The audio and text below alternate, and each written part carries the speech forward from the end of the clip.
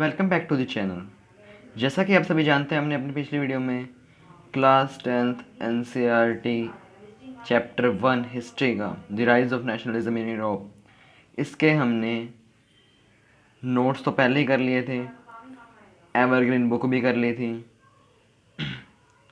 और इस चैप्टर में जो थ्योरी दे रखी है इस बारे में, इसके ऊपर वो भी हमने डिस्कस कर ली थी। थ्योरी की भी 2 वीडियोस हैं। अगर आप उनको चेकआउट करना चाहें तो डिस्क्रिप्शन में आपको प्लेलिस्ट का लिंक मिल जाएगा, वहाँ जाके उसमें चेकआउट कर सकते हैं अगर आपको वीडियोस देखनी है तो। अगर आपको इन पीडीएफ का लिंक चाहिए, उसका लिंक भी आपको डिस्क्रिप्शन में मिल जाएगा, वहाँ से जाके आप डाउनलोड कर सकते हैं।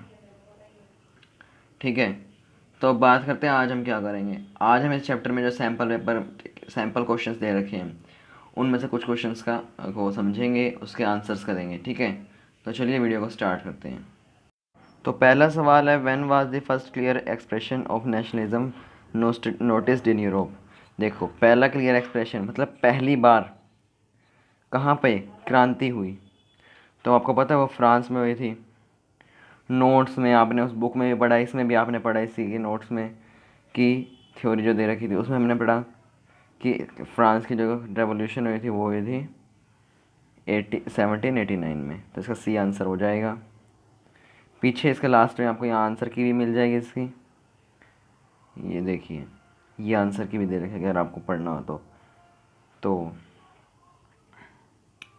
नेक्स्ट क्वेश्चन है इसके बाद हमारा कि which territory became full fledged territorial state in Europe in the year 1789। 1789 में कौन सी स्टेट जो है फुल फ्लैश पूरी तरह से टेरेटरियल स्टेट बन गई थी। देखो, 1789 में पहली क्रांति हुई थी, कहाँ हुई थी? फ्रांस में हुई थी। जवाब इसका क्या आएगा? फ्रांस ही आएगा फिर, है ना। नेक्स्ट क्वेश्चन कि which of the following language is written and spoken in Paris and further accepted as a common language of that nation. तो ऐसी कौन सी लैंग्वेज है इनमें से जो पेरिस में बोली जाती थी और कॉमन लैंग्वेज के रूप में उसी नेशन में एक्सेप्ट कर ली गई जिस भी देश के में पेरिस था। आपको पता है पेरिस था फ्रांस में, ठीक है।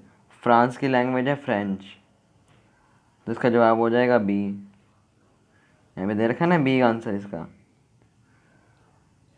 इसका आंसर ये हो जाएगा। नेक्स्ट सवाल, which of the following which newly designed flag was chosen to replace the formal royal standard. तो कौन सा फ्लैग चूज़ किया गया था? वो चूज़ किया गया था ट्राई कलर फ्लैग। नोट्स में हमने पढ़ा कि 3 कलर होते थे फ्लैग में। फ्रांस का जो फ्लैग था वो 3 कलर का था, ट्राई कलर फ्लैग इसका सही आंसर हो जाएगा। नेक्स्ट सवाल, which of the following reforms made by the whole system in France more rational and efficient. इनमें से कौन सा रिफॉर्म जो कि पूरे सिस्टम में, फ्रांस के पूरे सिस्टम में बनाया गया, वो ज़्यादा अच्छे तरीके से एफिशिएंट, ज़्यादा अच्छा है as compare to other reforms. तो इसका जवाब हो जाएगा सी, एडमिनिस्ट्रेटिव रिफॉर्म्स। मतलब नेपोलियन ने जो एडमिनिस्ट्रेटिव चेंजेस करे थे वो इसका आंसर हो जाएगा। ठीक है, इसका जवाब हो जाएगा एडमिनिस्ट्रेटिव चेंज। एडमिनिस्ट्रेटिव चेंज में से काफ़ी सारे चेंज करे थे एडमिनिस्ट्रेशन में। ठीक है, अगला सवाल है, which of the following is card as the first expression of nationalism. ये तो हमने पढ़ लिया, फ्रेंच रेवोल्यूशन इसका आंसर है। अगला सवाल, which one of the following was not a feature of Napoleon code. ये हमने देखो, हमने इसकी थ्योरी में क्या पढ़ा, equality before the law, right to property, no privilege based on birth. इसका जो है, जो था इसमें जो चीज़ नहीं थी वो थी यूनिवर्सल एडल्ट फ्रेंचाइज, वो इसमें नहीं थी। ठीक है, सिर्फ एक चीज़ इसमें नहीं थी इनमें से, वो थी यूनिवर्सल एडल्ट फ्रेंचाइज। इसका सही आंसर ये बी हो जाएगा। और एक बात मैं आपको बताऊं, जो मैंने इसको स्टडी करा इस बुक को, तो इस बुक में पीछे एक मिस प्रिंटिंग दे रखे हैं, उसमें कह रखा है इसका आंसर डी है, जबकि नहीं, डी इसका आंसर नहीं है, इसका आंसर है बी। ठीक है, वो आप ठीक कर लेना। Which region was ruled by Habsburg empire.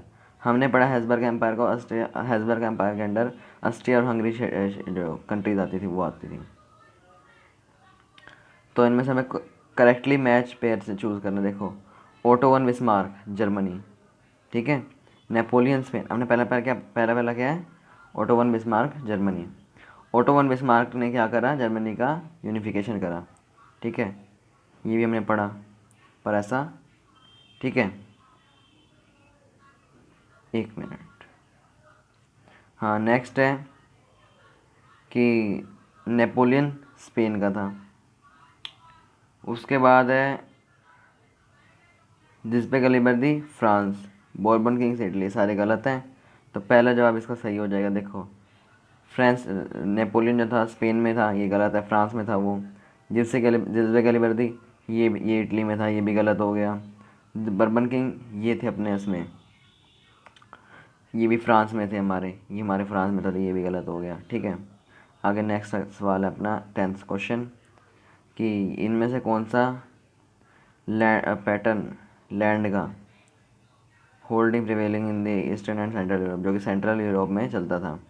वहाँ पे क्या होता था, सेंट्रल और ईस्टर्न यूरोप में जो अपने बड़े बड़े स्टेट में बांट दिया जाता था, ठीक है, लैंड को, फिर वो लोगों को दिए जाते थे। तो इसका आंसर आ जाएगा वास्ट स्टेट, सी इसका सही आंसर है। Next question, which among the following best signifies the idea of liberal nationalism in 19th century Europe.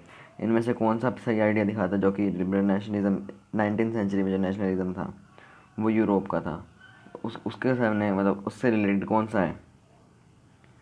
Emphasis on socialist state plan economic socio economic system, freedom of the individual and equality before law, supremacy of state oriented nationalism. इसका मैं सही answer आपको बताऊं, सही answer इसका सी होएगा। कि देखो, सबसे बेस्ट तरीका जो नेशनलिज्म था यूरोप में, सबसे बेस्ट उसमें क्या था, फ्रीडम। फ्रीडम में तो था सबसे मेन उसमें टॉपिक, इक्वेलिटी, यही दो टॉपिक उसमें मेन थे जो नेशनलिज्म में हुआ था, है ना। इसका आंसर फ्रीडम। अगला सवाल, ये सवाल हमने काफ़ी बार, कितनी बार पढ़ लिया हमने, जो मेरे नोट्स थे उसमें पढ़ लिया, एवरग्रीन बुक में 5-6 बार ये सवाल आ गया, सैम्पल पेपर में हमने पहले भी नोट्स में पढ़ लिया ये बात। अब पता कितनी बार ये सवाल आ गया। इसका जवाब मुझे कमेंट में बताना, इनमें से इन चारों में से कौन सा इसका आंसर होएगा। अगला सवाल, इनमें से कौन सा इनकरेक्ट ऑप्शन है। पहला हमने पढ़ा treaty of Vienna was signed in 1845, ये पहला गलत है, क्योंकि ट्रीटी ऑफ वियना जो थी वो 1815 में साइन हुई थी, ठीक है, तो ये अपना गलत है। एक मैं आपको ट्रिक बताऊं, अगर आपको ऐसे क्वेश्चंस करने हो, ठीक है, आप क्या करो, पहले सारे क्वेश्चन पढ़ लो। ये नहीं कि आपको इनमें से एक आधा नहीं पता, कोई दिक्कत नहीं पता तो चार, तीन है मान लो, चार में से आपको तीन पता है, एक नहीं पता, एक का मान के चलो ये वाला हमें नहीं पता, ठीक है। आपने चारों पढ़ लिए ना, आपको पढ़ने के बाद क्या पता लगा, ये चलो छोड़ो इसको, आपको ये ए नहीं पता, चलो मान लो ये आपने पढ़ लिया, दूसरा आपने पढ़ लिया, दूसरा आपको पता है हम ये ठीक है, तीसरा आपने पढ़ लिया, चौथा आपने पढ़ लिया, बाकी तीन आपको पता थे ये वाले। क्या करोगे आप, ये पता है आपको, इसका मतलब ये सही है, ये पढ़ा आपने, ये भी सही था, ये भी आपको पता था, ये भी आपने पढ़ा, ये भी सही था, बचा क्या, ये बचा, ये गलत हो जाएगा। अगर आपको तीन आता तो पढ़ लिया करो पूरा इस क्वेश्चन को, थोड़ा दिमाग लगाया करो, सही जवाब आप इसका ढूंढ पाओगे, ठीक है। नेक्स्ट क्वेश्चन है, which one of the following is true regarding the ideas promoted by Mazzini. जिस पे मेजदी ने जो आइडियाज़ प्रमोट करे थे उनमें से कौन से आइडियाज़, इसमें से कौन सा ट्रू आइडिया है, ठीक है। तो देखो कौन कौन से थे वो चाहता था कि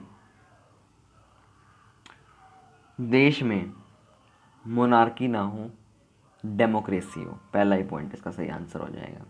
आगे मैं आपको पढ़ के बताता था, लिबर्टी चाहता था, फ्रीडम अंडर मोनार्की, ये बात तो गलत है, मोनार्की चाहता ही नहीं था वो।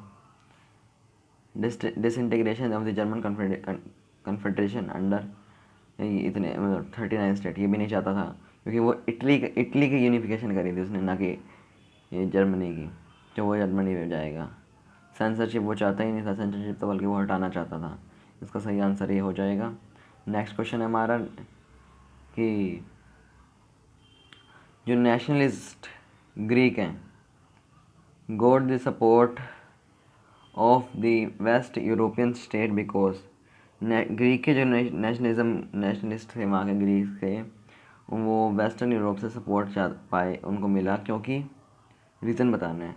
तो इसका रीज़न हो जाएगा वो मुस्लिम ओटोमैन एम्पायर के खिलाफ एक तो लड़ाई कर रहे थे, ये बात भी सच्ची है।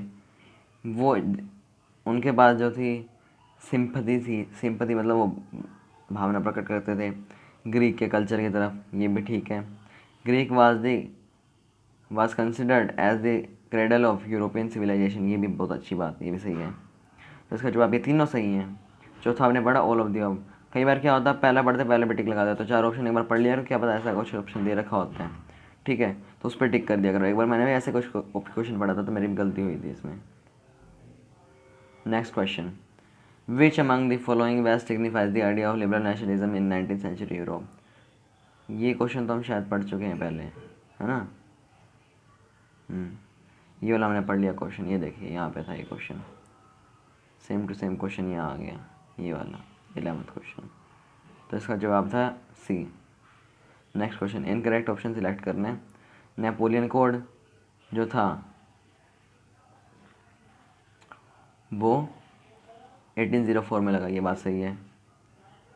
1830s का पीरियड बहुत हार्ड था, इकोनॉमिक क्राइसिस लगी थी वहाँ पे, बहुत वहाँ पे इकोनॉमिक जो है इकोनॉमी वहाँ की डाउन चली गई थी, ये बात भी ठीक है, ठीक है। आगे है count Camillo D caviar was central figure of unification of Italy. जो काउंट कैमिलियो डी कैवियर था वो जो है सेंट्रल फिगर नहीं था, मेन जो था बंदा उसमें जो काम करता था वो था जिस्पे मेजनी, तो वो उसकी सेंट्रल फिगर था, ना कि काउंट कैमिलो डी कैवियर। तो ये इसका सही आंसर हो जाए, मतलब ये बात हमें यहाँ गलत दे रखी है, तो इसका आंसर यही हो जाएगा। आगे पढ़ लेते हैं एक बार, इसका चौथे को पढ़ लो।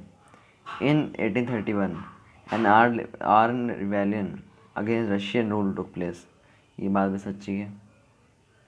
अगला सवाल, चलो टाइम हो चुका है, बाकी हम आगे से आगे जो क्वेश्चंस हैं नेक्स्ट वीडियो में डिस्कस करेंगे। वीडियो अच्छी लगी तो प्लीज़ लाइक कर दो, चैनल को भी सब्सक्राइब कर देना। और पहले भी बताया था PDF का लिंक डाउन डिस्क्रिप्शन में मिल जाएगा, डाउनलोड कर लीजिए वहाँ जाके। कोई प्रॉब्लम आए तो डिस्क्रिप्शन में आपको एक वीडियो का लिंक मिल जाएगा, उसको जाकर आप देख सकते हैं, उसमें बता रखे कि लिंक पर क्लिक करके वीडियो कैसे डाउनलोड करें। ठीक है, बाय बाय।